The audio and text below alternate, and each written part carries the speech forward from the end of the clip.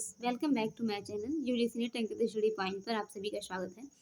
और मैं आज पढ़ाने वाली हूँ यूजीसी नेट जेआरएफ में लगी कहानी जो धुलाई वाली है। ठीक है, जिसे हम राजेंद्र बाला घोष के नाम से भी जानते हैं। ठीक है, और इसे बंग महिला के भी नाम से जानते हैं। ठीक है, तो ये धुलाई वाली कहानी आज हमारी चलेगी। इसके पहले मैंने एक टुकड़ी भर मिट्टी और चंद्रदेव से मेरी बातें, दो कहानी मैंने पढ़ा दी है। ठीक है, ये मेरी 5वीं क्लास है और इसके पहले मैंने नोट्स वगैरह बताने के लिए बताए थे। ठीक है, और ये संपूर्ण कहानी मतलब पूरा कहानी मैं पढ़ाऊँगी। ये यूपी असिस्टेंट प्रोफेसर में भी काम आएगा आप सभी के लिए, और एचपीएससी में भी शायद कहानी लगी हुई है। ठीक है, तो उसमें भी ये कहानी काम आएगी। आई थिंक सिलेबस मुझे यूपी एचपीएससी का याद नहीं है। ठीक है, बट ठीक है, यूजीसी नेट जेआरएफ में जो ये कहानी लगी हुई है, यहाँ से क्वेश्चन बने थे। ठीक है, तो ये कहानी मैं लाइन बाय लाइन पढ़ाने वाली हूँ, क्योंकि क्वेश्चन इस समय जिस तरीके से बन रहे हैं उस तरीके से हमें पूरा पढ़ना चाहिए। ठीक है, आपने इस बार एग्ज़ाम जो देखा होगा आपने जनवरी का, ठीक है, बहुत ही डीप क्वेश्चन पूछा था। तो जो लोग सोचते हैं कि शॉर्ट में ही पढ़ के चले जाएं, तो प्लीज़ आप लोग वीडियो को पूरा देखिएगा, वरना क्वेश्चन नहीं बनेंगे। क्योंकि पैटर्न जो बदलता हमारा पैटर्न है, वो उस हिसाब से हमें पढ़ना भी होगा। ऑथेंटिक बुक पढ़नी होंगी और टेक्स्ट वगैरह सब कुछ डीपली पढ़ना होगा, क्योंकि हमें असिस्टेंट प्रोफेसर भी बनना है। ऐसा नहीं है कि एग्ज़ाम पास कर लिया तो घर पे बैठना है। ओके, चलिए शुरू करते हैं। सबसे पहले इसको पात्र देखेंगे, किस पत्रिका में प्रकाशित है इसको देखेंगे। ठीक है, पूरा वीडियो देखिएगा, स्किप मत कीजिएगा। तो आइए देखते हैं। सबसे ये मेरा फाउंडेशन बैच है। ठीक है, जून 2026 का। ठीक है, इसमें मैं डीपली पढ़ा रही हूँ, एक एक चीज़ें ऑथेंटिक बुक से पढ़ा रही हूँ। ठीक है, सबसे पहले देखेंगे धुलाई वाली। ये कहानी है राजेंद्र बाला घोष जी का, जिन्हें हम बंग महिला के भी नाम से जानते हैं। इसका प्रकाशन की बात करें तो ये 1907 में प्रकाशित हुई थी ये कहानी। ये सरस्वती पत्रिका में प्रकाशित हुआ है। और इस कहानी का प्रारंभ काशी शहर से होता है। ठीक है, और इसका अंत आप देखोगे तो इलाहाबाद के शहर में होता है। बीच में बहुत सारे शहर आएंगे, उसका भी नाम आप लोग नोट्स करते रहिएगा। पात्र की मैं बात करूं तो बंसीधर हैं। ठीक है, नवल किशोर जो एक धुलाई ओढ़े रहते हैं। जानकी देवी बंसीधर की पत्नी है, और सीता जानकी देवी की बहन है, जिसकी उम्र कितनी है तो 10 वर्ष है। याद रखिएगा, ये क्वेश्चन पूछा गया था आप सभी के एग्जाम में कि सीता की उम्र कितनी है। ठीक है, तो 10 वर्ष की है। ठीक है, अब शुरू करते हैं पूरी कहानी, लाइन बाय लाइन हम लोग पढ़ेंगे। जो इंपॉर्टेंट चीज़ें हैं उसको आप लोग नोट करते जाइएगा अपने नोट्स में। हमारी कहानी है धुलाई वाली, 1907 में जो प्रकाशित हुई है। ठीक है, बंग महिला के नाम से। और मैं बता दूं, इसकी प्लेलिस्ट मैंने बना दी है, जाके उसको ज्वाइन कर लीजिएगा। चलिए शुरू करते हैं, क्योंकि कहानी थोड़ी सी बड़ी है तो टाइम थोड़ा लगेगा।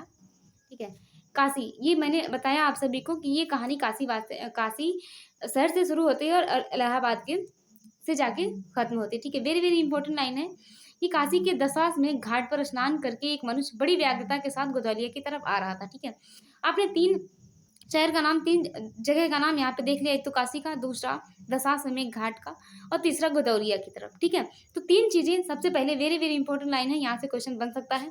ठीक है, इसको आप लोग नोट कर लीजिएगा। और एक हाथ में मैली सी तौलिया में लपेटी हुई भीगी धोती, और दूसरे में सुर्ती की गोलियों की कई डिब्बियां और सुगनी की एक पुड़िया थी। ठीक है, उसके एक हाथ में क्या थी, मैली सी तौलिया लपेटी हुई भीगी धोती थी। दूसरे में उसकी सुर्ती की गोलियां थी, जिसमें कई डिब्बियां थी। सुगनी की भी एक पुड़िया थी उसमें। उस दिन के 11 बज रहे थे। कितने दिन में कितने बज रहे थे, तो 11 बज रहे थे। गोदौलिया की बाईं तरफ जो गली है, उसके भीतर एक और गली में थोड़ी दूर पर एक टूटे से पुराने मकान में वह जा घुसा। ठीक है, गोदौलिया की जो बाईं तरफ जो गली है, उसके भीतर एक और भी गली है, थोड़ी दूर पर एक टूटे से पुराने मकान में वह जा घुसा। ठीक है, मकान के पहले खंड में बहुत अंधेरा था। ठीक है, मकान की जो पहला खंड था, यानी कि ओसारा जिसे हम कह सकते हैं, ओसारा नहीं, ओसारे के थोड़े से अंदर आप जाओगे तो ऐसे बना रहता है, वहाँ पे अंधेरा था। ऊपर की जगह मनुष्य के वासोपयोगी थी। ऊपर की जो जगह थी वहाँ पे रहते थे, मतलब वो लोग वहाँ के जो वहाँ पे थे।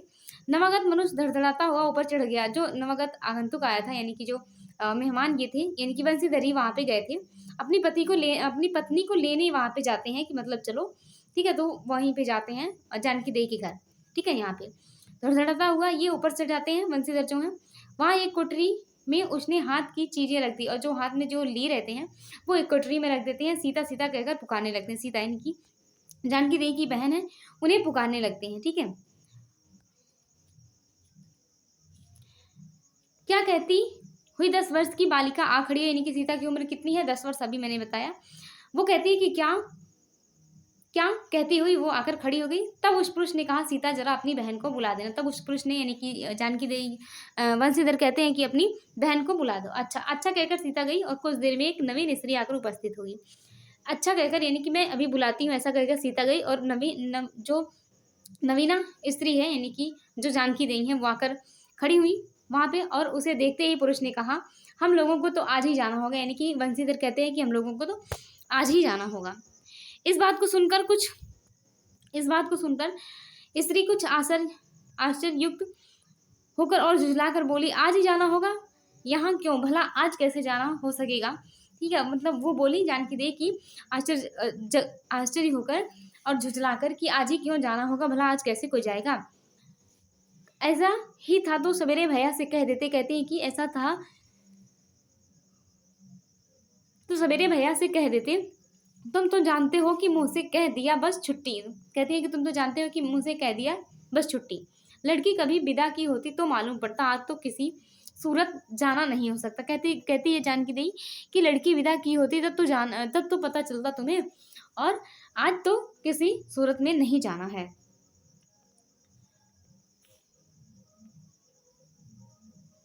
फिर कहती हैं कि तुम आज कहती हो, वंशीधर कहते हैं तुम आज कहती हो, हमें तो अभी जाना है। बात यह है कि आज ही नवल किशोर कलकत्ते से आ रहा है। अब देखो कलकत्ता का भी नाम आया है, याद रखिएगा। ये नाम जिस तरह से आ रहे हैं क्रम भी इसका लगाने के लिए पूछ लेता है, तो चीज़ें याद रहनी चाहिए। नवल किशोर ये इनके मित्र हैं, ठीक है। नवल किशोर वो कहाँ से आ रहे हैं? कलकत्ते से आ रहे हैं। आगरे से अपनी नई बहू को भी ला रहे हैं। देखो आगरा का भी नाम आया है, तो इसको भी लिख लेना, अपने नोट्स में ऐड कर लेना। अपनी नई बहू को भी साथ ला रहे हैं। सो उन्होंने हमें आज ही जाने के लिए इसरार दिया है, मतलब आज ही जाने के लिए कहा है। हम सब लोग मुगल सराय के साथ ही इलाहाबाद चलेंगे, ठीक है। आप देखो मुगल सराय का भी नाम यहाँ पे आ गया, इसको भी नोट कर लेना, यहाँ से क्वेश्चन बन सकता है। इसके साथ कहाँ जाएंगे? तो इलाहाबाद जाएंगे, ठीक है। आपने यही देखा 3-4 जगह का नाम यहाँ पे मिल गया, तो इसको भी अपने नोट्स में ऐड कर लीजिएगा। उनका तार मुझे घर से ही मिला है, इसी से मैं झट नहा धोकर लौट आया। और कहते हैं कि उनका जो तार था यानी कि उनका जो उन्होंने सूचना दी थी वो मुझे घर से ही मिला है, इसलिए मैंने नहा धोकर लौट आया। बस अब करना ही क्या है, कपड़ा वपड़ा जो कुछ भी वो बांध बूंद कर घंटे भर में खा पी कर चलो। जब हम तुम्हें विदा कराने आए ही हैं, तब कल के बदले आधी सही, मतलब जो भी हो अपना ले लो, कपड़ा वपड़ा बांध लो और चलो। जब तुम्हें मैं विदा कराने आया ही हूँ, वंशीधर ऐसा कहते हैं, तो कल के बदले आज ही चलो।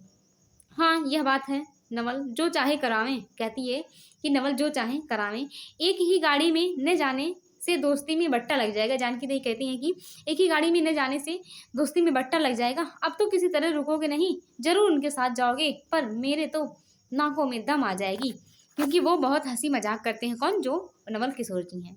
कहती हैं जानकी देवी कि अब तो किसी हालत में तुम रुकोगे नहीं, चलोगे। क्यों? किस बात से? क्वेश्चन पूछते हैं कि क्यों, किस बात से नाक में दम हो जाएगा? उनकी हंसी से और किससे? कहती है कि उनकी हंसी से और किससे? हंसी ठट्ठा भी राह में अच्छी लगती है। कहती है हंसी ठट्ठा भी तो राह में अच्छी लगती है। उनकी हंसी मुझे नहीं भाती। कहती है कि उनकी हंसी मुझे नहीं भाती। एक रोज मैं चौक में बैठी पुड़िया काट रही थी। कहती हैं कि एक रोज मैं चौक में बैठी पुड़िया काट रही थी कि इतने में न जाने कहाँ से आकर नवल चिल्लाने लगे, ठीक है। कहती हैं कि इतने में न जाने कहाँ से नवल किशोर आके चिल्लाने लगे, ए बुआ देखो तुम्हारी बहू पूड़ियाँ खा रही है। कि देखो तुम्हारी बुआ तुम्हारी बहू जो है वो पूड़ियाँ खा रही हैं। मैं तो शर्म के मारे मर गई। हाँ भाभी ने बात उड़ा दी सही, भाभी जी ने बात उड़ा दी सही। वे बोली खाने पहनने के लिए तो आई है, पर मुझे उनकी हंसी बहुत बुरी लगी। मतलब उन्होंने कहा कि खाने पहनने के लिए तो आई है, बट जानकी देवी कहती है कि मुझे उनकी हंसी बहुत बुरी लगी। वंशीधर कहते हैं कि बस इतनी से तुम उनके साथ नहीं जाना चाहती, मतलब इतनी ही बात से तुम उनके साथ नहीं जाना चाहती। अच्छा चलो, मैं नवल से कह दूंगा कि ये बेचारी कभी रोटी तक तो खाती ही नहीं, पूड़ी क्या खाने लगी। मतलब वो कहते हैं कि चलो मैं कह दूंगा कि कभी रोटी तक नहीं खाती, पूड़ियाँ कैसे खाएगी। इतना कहकर बंसीधर कोठनी के बाहर चलेगा और बोले, मैं तुम्हारे भैया के पास जाता हूँ, तुम रो रुलाकर तैयार हो जाना। कि घर की विदाई बेटी की होती है तो आप देखने होंगे कि सब लोग रोते होते हैं, तो वही चीज़ कहते हैं कि तुम रो रुलाकर तैयार हो जाना, मैं तुम्हारे भैया के पास जाता हूँ। इतना सुनते जानकी देवी की आंखें भर आई और आषाढ़ सावन की ऐसी झड़ी लगी, मतलब वो रोने लगी। बंसीधर इलाहाबाद के रहने वाले थे, याद रखिएगा। अब यहाँ से क्वेश्चन बन सकता है कि बंसीधर कहाँ के रहने वाले थे, तो इलाहाबाद के रहने वाले थे। उनका जो ससुराल था वो कहाँ था, बनारस में था। स्त्री को विदा कराने आए थे, ठीक है, अपनी पत्नी को विदा कराने आए थे। ससुराल में एक साले साली और सास के सिवा और कोई नहीं, उनके ससुराल में एक साला है, साली है और कोई नहीं है। नवल किशोर इनके दूर के नाते में मेरे भाई हैं। नवल किशोर जो हैं वो दूर के नाते के मेरे भाई हैं। यहाँ से भी क्वेश्चन बन सकता है कि नवल किशोर कौन है, ठीक है, और बोल देगा ममेरे हैं, चचेरे हैं, ठीक है, तो इस तरह से याद रखिएगा। पर हम दोनों में मित्रता ख्याल अधिक है, मतलब कहते हैं वो मेरे भाई भलाई हैं, लेकिन हम दोनों में मित्रता का जो ख्याल है वो ज़्यादा है। दोनों में गहरी मित्रता है, दोनों एक ही जान के दो गालिब है। दोनों में गहरी मित्रता है, दोनों एक ही जान के दो गालिब है। उसी दिन बंसीधर का जाना स्थिर हो गया और उसी दिन बंसीधर का जाना हो गया। सीता बहन के संग जाने के लिए रोने लगी। सीता जो थी बहन, जानकी देवी की जो छोटी बहन थी, वो उनके साथ जाने के लिए रोने लगी। माँ रोती धोती लड़की की विदा की सामग्री इकट्ठा करने लगी, ठीक है। माँ रोती धोती जो लड़की की विदाई का सामान होता है उसको इकट्ठा करने लगी। जानकी देवी भी रोती ही रोती तैयार होने लगी। जानकी देवी भी रोती रोती तैयार होने लगी। कोई भी चीज़ भूलने पर धीमी आवाज़ से माँ को याद दिलाती गई। कोई भी चीज़ अगर वो भूलती थी तो अपनी माँ को याद दिला देती थी रोते रोते। 1 बजने पर स्टेशन जाने का समय हो गया। कितने बजने पर, तो 1 बजने पर स्टेशन जाने का समय हो गया। अब गाड़ी या इक्का लाने कौन जाए, कहती है कि अब गाड़ी और इक्का लाने कौन जाए। ससुराल की अवस्था अब आगे की सी नहीं थी। 2-4 नौकर चाकर हर समय बने रहे। ससुराल की ऐसी व्यवस्था नहीं थी कि 2-4 नौकर हमेशा बने रहे। सीता के बाप के न रहने के काम बिगड़ गया, मतलब सीता जी के बाप इनकी जानकी देवी के पिता नहीं है, इसलिए काम बिगड़ गया। पैसे वालों के यहाँ नौकरों चाकरों के सिवा और भी 2-4 खुशामदी घेरे रहते हैं, छूछे को कौन पूछे एक कहानी, ठीक है। मतलब जो धनी लोग होते हैं उनके 2-4 लोग घेरे रहते हैं, लेकिन जिनके पास पैसे नहीं होते हैं उनको कोई कौन पूछता है, ठीक है। वही एक कहानी फिराती है सो भी इस समय कहीं गई, मतलब एक कहानी ने वो भी कहीं गई है।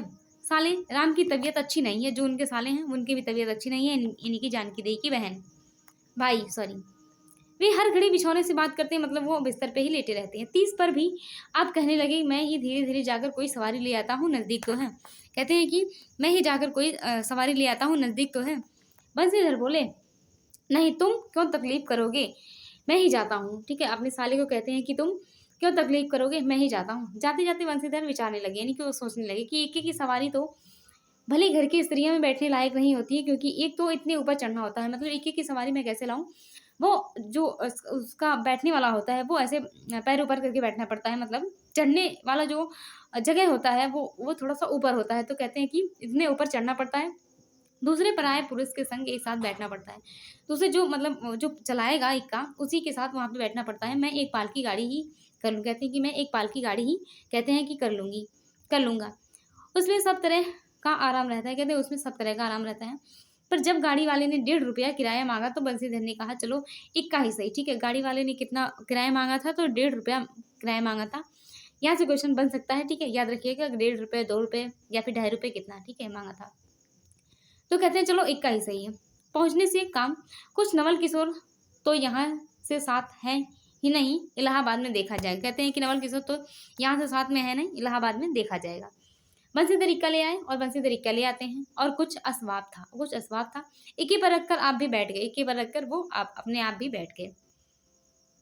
जानकी देवी बड़ी विकलता से रोती हुई इक्के पर जा बैठी, और वो जानकी देवी जो थी उनकी पत्नी बहुत विकलता से रोती हुई जाकर उस पर बैठी। अब स्थिर संसार में स्थिरता कहाँ, यह कुछ भी स्थिर नहीं है। इक्का जैसे जैसे आगे बढ़ता गया वैसे वैसे जानकी की रुलाई भी कम होती गई। कहते हैं कि इस स्थिर संसार में अब कुछ भी स्थिर नहीं है। इक्का जैसे जैसे आगे बढ़ता गया, यानी कि जानकी देवी घर से दूर होता गया इक्का, उसी तरीके से इनकी रुलाई भी कम होती गई। अब देखो सिकरौल स्टेशन के पास पहुँचते पहुँचते जानकी अपनी आंखें अच्छी तरह पहुँच चुकी थी, ठीक है। सिकरौल स्टेशन का भी नाम आया है, इसको भी अपने नोट्स में ऐड कर लीजिएगा, यहाँ से भी क्वेश्चन बन सकता है, ठीक है। सिकरौल स्टेशन के पास जब गाड़ी पहुंची तो जानकी देवी मतलब हाँ, सिकरौल स्टेशन के पास पहुंचते पहुंचते जानकी देवी ने अपनी आंखें अच्छे से पहुंच चुकी थी।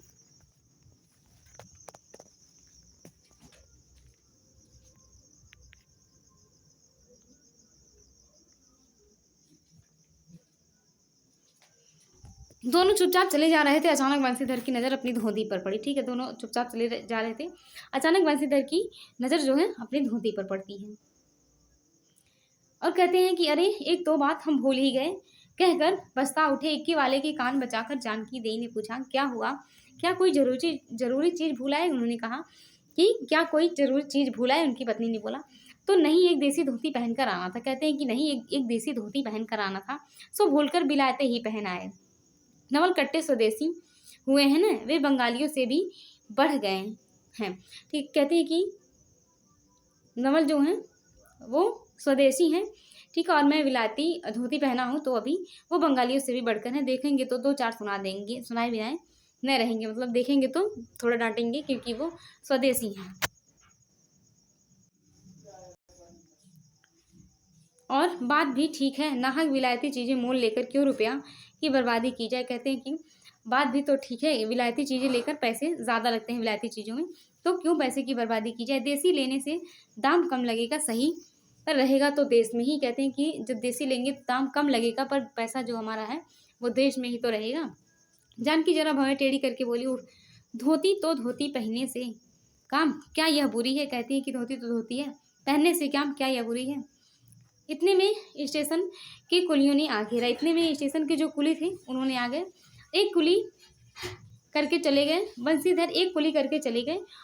इतने में इक्के वाले ने कहा, इधर से टिकट लेते जाइए, पुल के उस पार तो 1.5 दर्जे का टिकट ही मिलता है। कहते हैं कि इधर से ये टिकट लेते जाइएगा, पुल के उस पार जाएंगे तो 1.5 दर्जे का टिकट मिलेगा आप सभी को।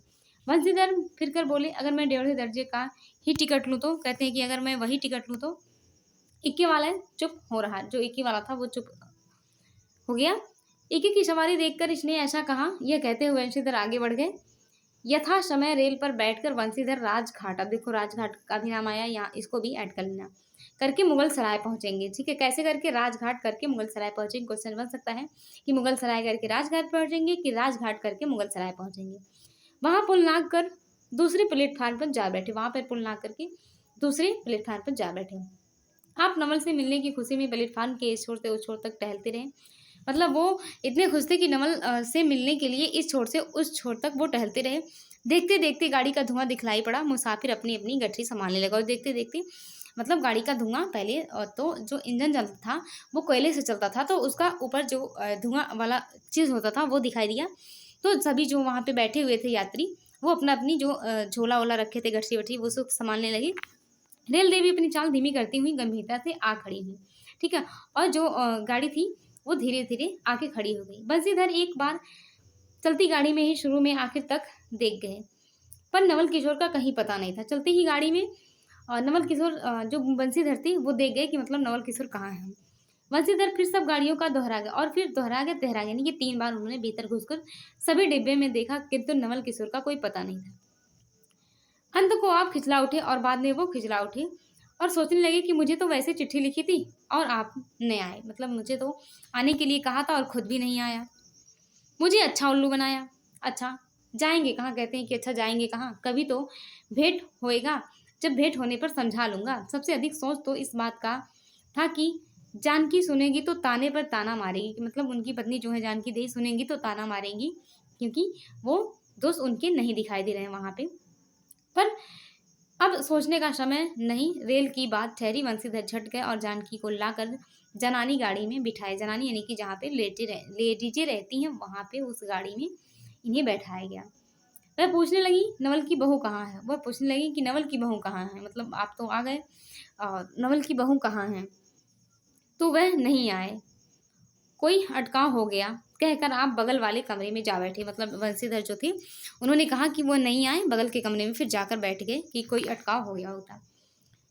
टिकट तो 1.5 का था, टिकट जो था वो 1.5 दर्जे का था। 1.5 दर्जे का कमरा जो है कलकत्ते से आने वाली मुसाफिरों से भरा हुआ था, इसलिए तीसरे दर्जे में बैठना पड़ा, इसलिए तीसरे दर्जे में उन्हें बैठना पड़ा। जिस गाड़ी में बंसीधर बैठे थे उसके सब कमरे में मिलाकर कल 10-12 ही स्त्री पुरुष थे। जिस कमरे में बंसीधर बैठे थे उसमें कुल मिलाकर 10-12 ही स्त्री पुरुष थे। समय पर गाड़ी छूटी, नवल की बातें और न जाने क्या अगर बगड़ सोचते कई स्टेशन पार करके मिर्जापुर पहुंचे। ठीक है, अब ये देखो मिर्जापुर का भी नाम आया है, इसको भी याद कर लेना। मिर्जापुर पहुंच गया। मिर्जापुर में पेटाराम की शिकायत हुई। अब देखो वहाँ पे एक पेटाराम, ये अन्य पात्र हैं, इनकी शिकायत हुई। उसने सुझाया कि इलाहाबाद पहुँचने में भी देरी है। उसने कहा कि इलाहाबाद पहुँचने में भी देरी है। चलने की झंझट में अच्छी तरह उसकी पूजा किए बिना ही बंसीधर ने बनारस छोड़ा था। मतलब चलने में इनको जल्दी थी, इसलिए कहते हैं कि पूजा किए बिना ही बंसीधर ने बनारस छोड़ दिया। इसलिए आप झट प्लेटफार्म पर उतरें, मतलब इसलिए आप जल्दी से प्लेटफार्म पर उतर जाइए और पानी कि बम्बे से हाथ मुंह धोकर एक खोचे वाले से थोड़ी सी ताजी पूड़ियाँ और मिठाई लेकर निराले में बैठ जाए। बैठ आपने उन्हें ठिकाने पहुंचाया है, मतलब थोड़ी सी ताजी पूड़ियाँ ली और मिठाई लिया और निराले में बैठकर आपने उन्हें ठिकाने पहुंचाया, यानी कि खा लिए। पीछे से जानकी की खुदाई, मतलब पीछे से जानकी देह की याद आई कि पहले पूछ लें तब मोल लेंगे, मतलब कि कहते हैं कि पहले ले लूँ खा लूँ कि क्या करूँ, फिर कहते हैं कि मैं जानकी देह से पूछ लूँ, क्योंकि स्त्रियां नटखट होती हैं, वे रेल का खाना पसंद नहीं करती, क्योंकि स्त्रियां क्या होती हैं, नटखट होती हैं, रेल का खाना पसंद नहीं करती हैं।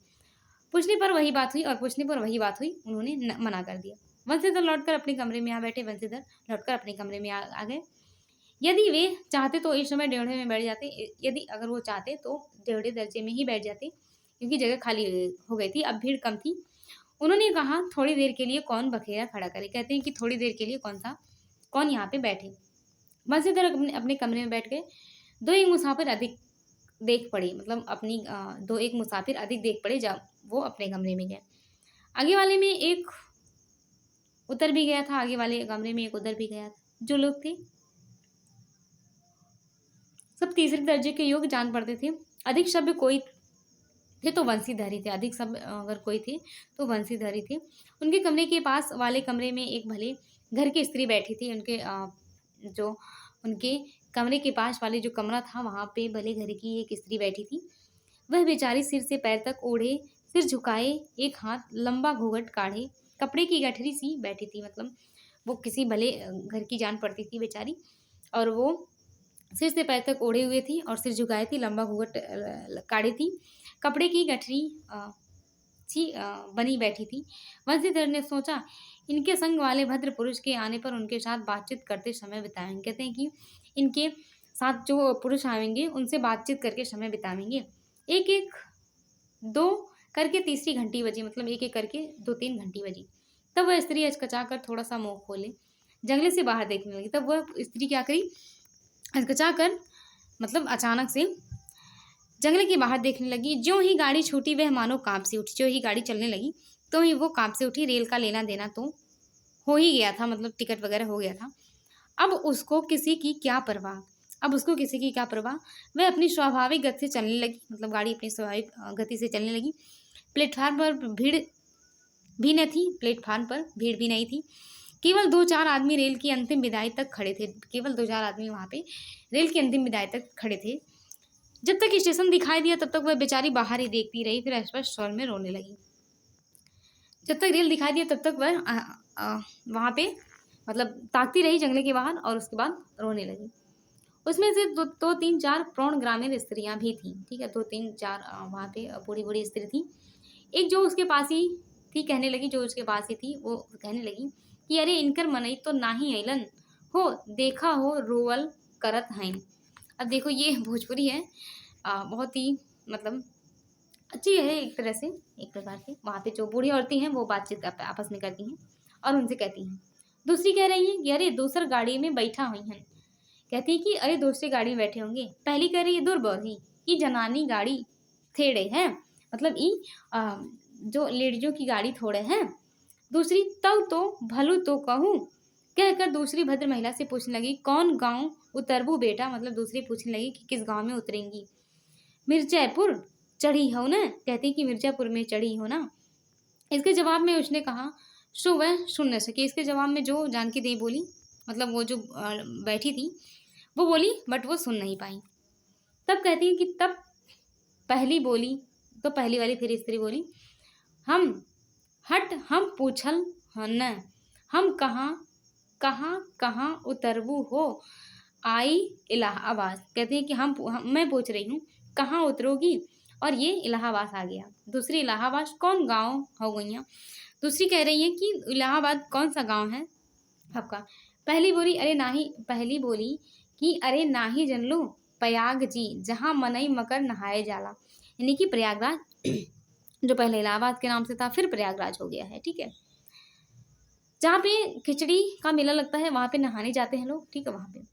दूसरी कह रही है, दूसरी औरत कि भला प्रयाग जी काहे न जानिथ, ले कह के नाही तोहरे पंच के धर्म से 4 दाएं नहा चुकी हैं। ऐसो हो सोमवारी औरन गहन दका दका लाग रहन तौन तोहरे काशी जी नहाए गई रहे। मतलब कहती है कि तो आप लोगों के धर्म से, आप लोगों के जैसे सब लोग कहते हैं ना कि तोहरे पचंद के धर्म से, तो वही कहते हैं कि आप लोगों के धर्म से मैं 4-5 बार नहा चुकी हूँ, और सोमवारी और गहन तन यानी दका-दका यानी कि बहुत सारी चीज़ें आती रहती हैं, तो मैं नहाती रहती हूँ, और तोहरे काशी जी नहाए गई रही, मतलब अब काशी जी में ये नहाने गई थी। पहली औरत बोली, आवे जाए के तो सब बहुते जात बटले बाटन। कहती है कि आने जाने के लिए तो सब लोग आ ही जा रहे हैं। हुन यह शायद तो विचारो विपत में न पड़ल बाटली।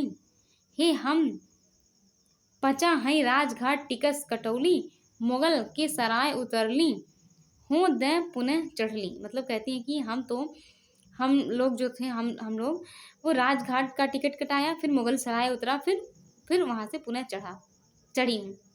दूसरी बोली, ऐसे एक दाई हम आवत रहे, एक मिली औरो मोरे संगे रही। मतलब यहाँ पे सब बातचीत पूरी हो रही है उन लोगों की, कि मतलब एक बार मैं आ रही थी और एक लोग मेरे साथ भी चढ़ी।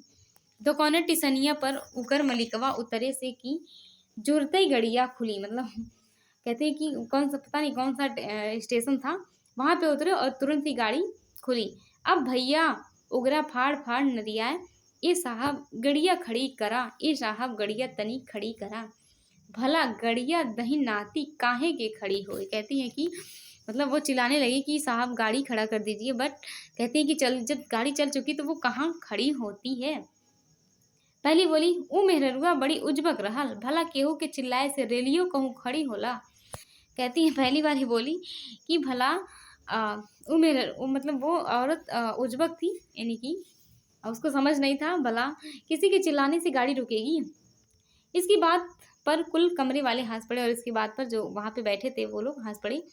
अब जितने पुरुष स्त्रियां सी एक से एक अनोखी बातें कहकर अपने अपने तजुर्बे बयान करने लगी। मतलब जितनी भी स्त्रियां थी वहाँ पे एक से एक बातें कहने लगी, और अपने जो तजुर्बा था उनका वो सब वहाँ पे कहने लगी।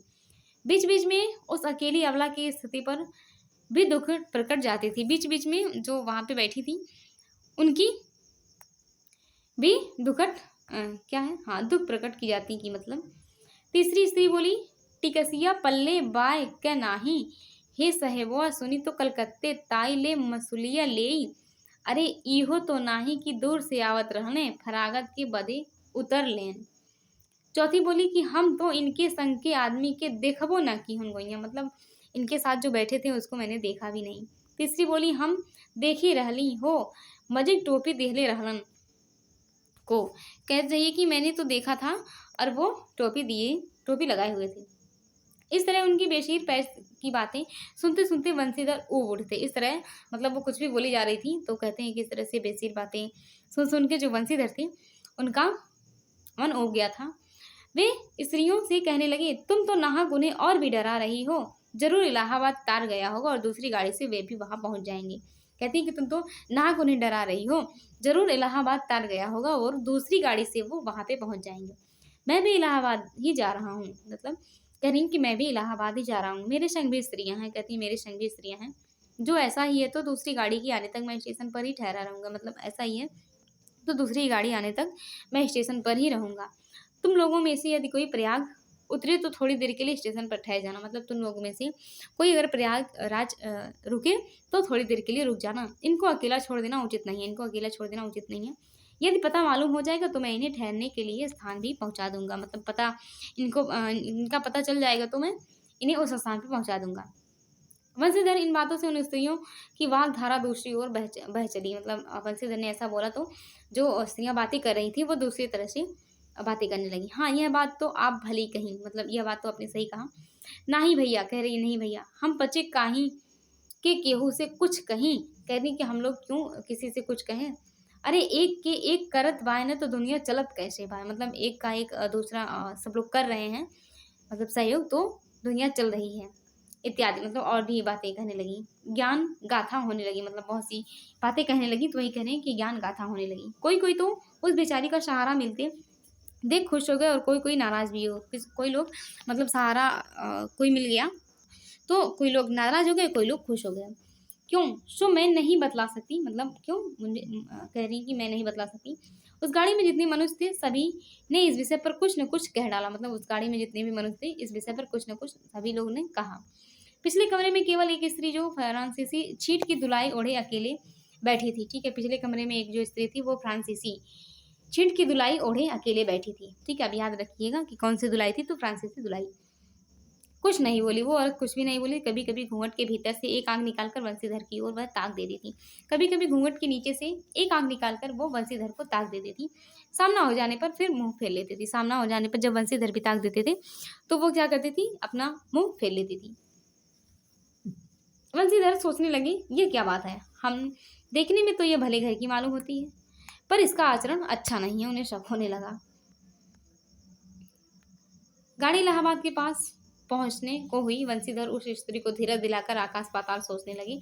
यदि तार में कोई खबर न आई होगी तो दूसरी गाड़ी तक स्टेशन पर ही ठहरना पड़ेगा। मतलब वो सोचने लगी कि मैंने इतनी बात तो कह दी उतारने के लिए, बट अगर कोई तार नहीं आया होगा तो स्टेशन पर ही रुकना पड़ेगा। और जो उससे भी कोई नहीं आया तो क्या करूँगा, मतलब उस पर भी कोई नहीं आया तो क्या करूँगा। जो हो गाड़ी नैनी से छूट गई। कहते हैं कि जो भी हो गाड़ी नैनी से छूट गई। अब साथ ही उन अशिक्षिता स्त्रियों ने मुंह खोला। मतलब वहाँ पे जो अशिक्षिता स्त्री थी, यानी कि वो पढ़ी लिखी नहीं थी शायद, तो उन्होंने फिर बोला कि का भैया जो केहू बिना टिकट के आवत होए तो ओकर का सजा होला।